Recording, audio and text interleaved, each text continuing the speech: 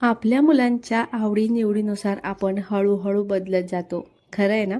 जसं की माझ्या वाढदिवसासाठी माझ्या पिल्लूच्या आवडीचा केक घेतला गेला पहिल्यांदा. नमस्कार फ्रेंड्स, श्री स्वामी समर्थ. मी अस्मिता आणि आज आहे माझा वाढदिवस. कालच्या ब्लॉगमध्ये मी सांगितलं होतं बऱ्याचदा मी स्पेशल दिवशी खराबच दिसते, पण आज सुंदर दिसत होते.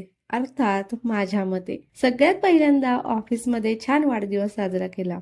दुपारी येताना माझ्या पिल्लूने हट्ट केला, आईचा वाढदिवस आहे मग केक घ्या. केक घेऊन आम्ही घरी आलो आणि त्यानंतर संध्याकाळी छान तयार झाले. केक कापायची घाई माझ्यापेक्षा पिल्लूला जास्त होती. मग थोड्याने मला कळालं तिला स्कूलमध्ये तिच्या फ्रेंडसाठी जे हॅपी बर्थडे सॉन्ग म्हणतात ते म्हणायचं होतं माझ्यासाठी. त्यानंतर तिने गिफ्ट दिलं बरं का.